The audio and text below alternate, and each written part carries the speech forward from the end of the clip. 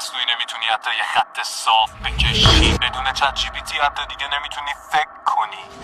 دنیا داره تریلیون دلار هزینه میکنه برای تو، یه غذای لذیذ که فقط تو زندگیش مصرف کرده. آخه میدونی فکر کردن گوشتو تلخ میکنه، خیلی خریدار نداره. اصلا نمیفهمم چی میگی. میفهمی؟ خوبم میفهمی، فقط خودتو زدی به اون راه. خب چجوری از این چرخه بیام بیرون؟ نمیتونی. یعنی چی نمیتونم؟ حتما یه راهی هست. معلومه که هست، فقط تو انجامش نمیدی. حالا مثلا تو خودت از این چرخه اومدی بیرون، تو خودت هم داری توی همین چرخه حرف میزنی. به غیر از اینجا کجا میتونستم پیدات کنم ها؟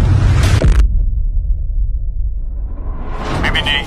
مشکل اینجاست که انگشت اتهامت همیشه داره به رو اشاره میکنه به جای خودت. نه من نه هیچ کس دیگه ای نمیتونه به دقیقا بگه باید چی کار کنی، چون هیچ کسی جای تو نیست. نه خانواده‌ات، نه رفیقت، نه روانشناست، نه حتی خود خدا.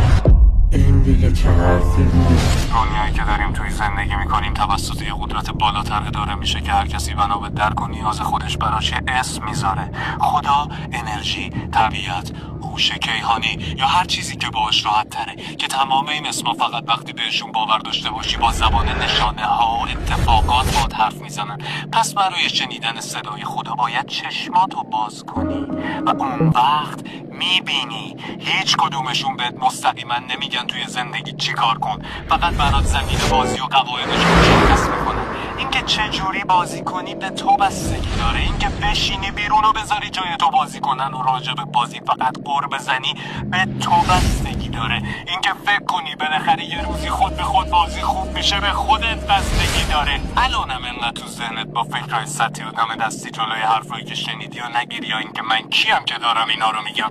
به جاش بپرس خودت کی هستی که داری اینا رو گوش میدی.